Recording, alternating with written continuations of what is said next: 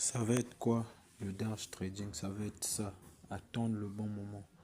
Placer une somme considérable pour gagner aussi un bénéfice considérable.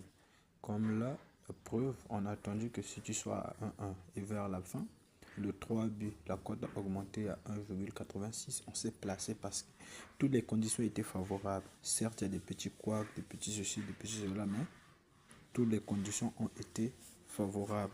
Bang, c'est ça. Dark Trading. Pourquoi appeler Dark Trading? Parce que tous les codes vont être bons. Toutes les opportunités possibles qu'on va aller chercher, que l'on doit prendre, va être bon. Donc, non, Dark, c'est où la vidéo que tu nous avais promis, blablabla, blablabla. Me voici maintenant. Si j'avais disparu pendant tout ce temps, parce que moi, quand j'analyse, je découvre un truc. Tant que je ne maîtrise pas l'astuce à 90 ou quasiment 95%, je ne peux pas venir m'hasarder à vous balancer ça. Parce que c'est vous qui allez perdre. Donc, vous voyez un peu là, on perd aussi, mais on gagne, on gagne, on gagne. On gagne toujours. Le nombre de pertes dans la journée vont être là, mais les gains vont être très lourds, très lourds. Donc, sans plus tarder, trading. Comme vous le voyez, il n'y a que 4 followers. Les 4 ont dit comment faire. On a vu l'annonce de l'astuce Dark Trading comme ça, comme ça. On en a marre de perdre. Est-ce que tu peux créer une chaîne comme ceci, comme cela? Ça s'est fait en privé. Je me suis dit d'accord. Je vais essayer de penser à vous et on va essayer de valider puis partager l'astuce en vidéo sur YouTube. Donc, comme vous pouvez le voir là, ça c'est des choses qu'on prend. Hein. Ça, c'est des codes qu'on valide et tout. Ça, c'est des codes qu'on va valider. Des codes à 2. Toutes les codes sont bons. Codes à 2, tout et tout. Toutes les codes vont être possibles. Hein. On va prendre là, on a une cote à 2 piles qu'on prend. Là, on a une cote à 1,30 qu'on va prendre aussi sans problème. Là, on va perdre, mais ce qui compte, c'est quoi? Comme là, ça c'est la journée d'hier, on a pris une cote à 2,47. Ensuite, on a perdu une cote à 1,8.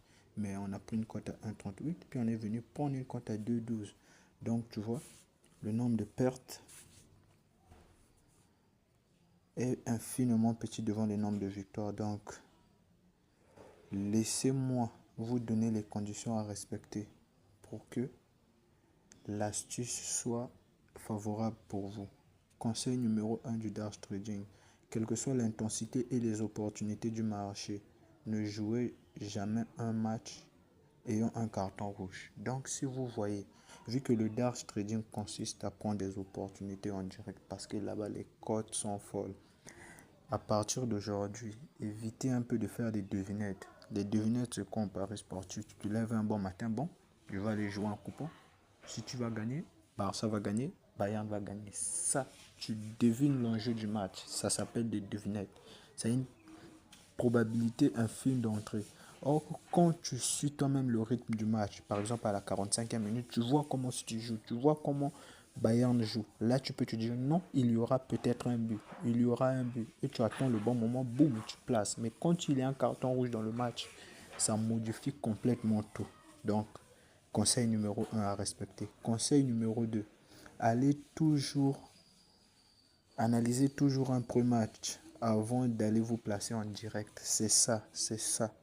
Tu ne peux pas aller prendre un match subitement comme ça, non. Donc, dans la journée, quand tu te réveilles, tu dois avoir des objectifs. Par exemple, un samedi, tu peux cibler 10 matchs que tu analyses en pré-match et que tu pars suivre en direct. Donc, c'est ça, les conseils à respecter. Conseil numéro 3. Pour gagner, la meilleure option est d'accepter la défaite. Parce que nombreux sont là qui veulent gagner des millions, mais n'acceptent jamais la défaite. C'est ça. Faut apprendre de ses erreurs. Faut apprendre de ses erreurs. Conseil numéro 4. Ne faites jamais de combiné en trading. Ça c'est un risque. Ne jamais faire de combiné en direct. J'espère que c'est bien noté. Conseil numéro 5 va être toujours miser 10% de son capital. Je m'explique. Déjà le dark trading, tu ne peux pas commencer ça avec 500 francs ou 1000 francs. Pour te faire des bénéfices, ça va te prendre du temps. Certes, c'est aussi important, mais Comment?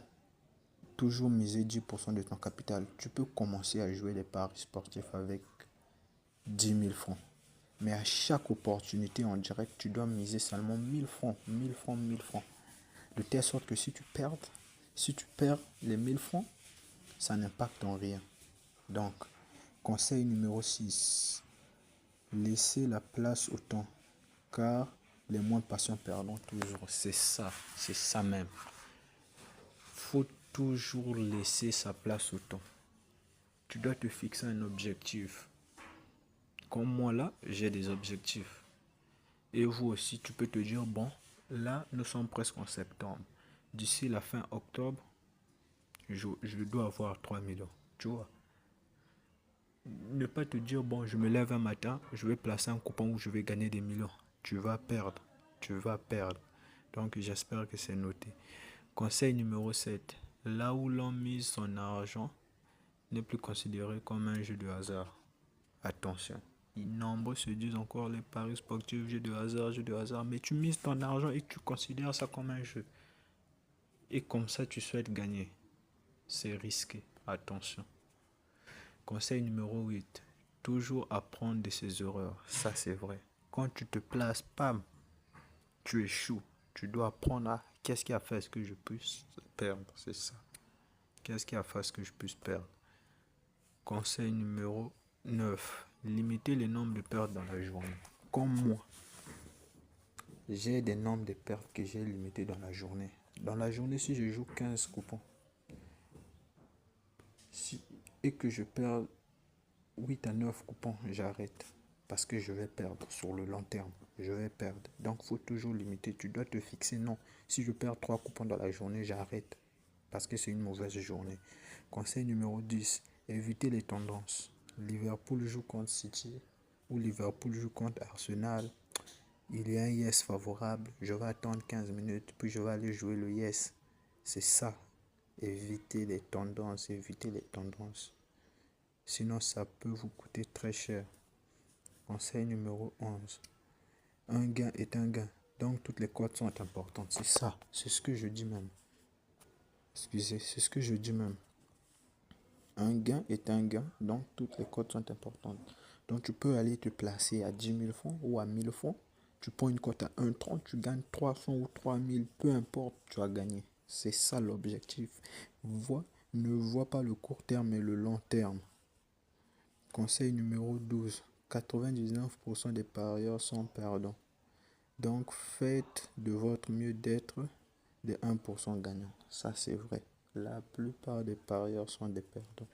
Et peu sont des millionnaires. Peu sont des millionnaires. Donc, faites de votre mieux d'être des 1% gagnants. Le dernier conseil à donner pour le dash trading. Voici ce que les parieurs gagnants, un parieur gagnant fait. Il observe ce que les 99% des parieurs perdants font, puis il fait le contraire. Le parieur perdant va se lever, il va prendre 500 francs, il va aller jouer sur un combiné à 30 matchs. Ou bien, il va aller voir un match à une cote de 1,11, il va miser 10 000 francs et il va espérer que la cote à 1,11 va rentrer. Et maintenant, toi, comment est-ce que tu vas faire le contraire? Au lieu de jouer 1000 francs sur une cote à 1,11, pourquoi ne pas jouer 100 francs sur une cote à 11? C'est ça.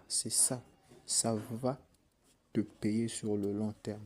Donc, comme vous pouvez voir là, moi et les 4 followers, on a validé. Ça, c'était le 27. On a pris les cotes à 1,62, à 1,50, à 2, à 1,40, à 1,47, à 1,80. Donc,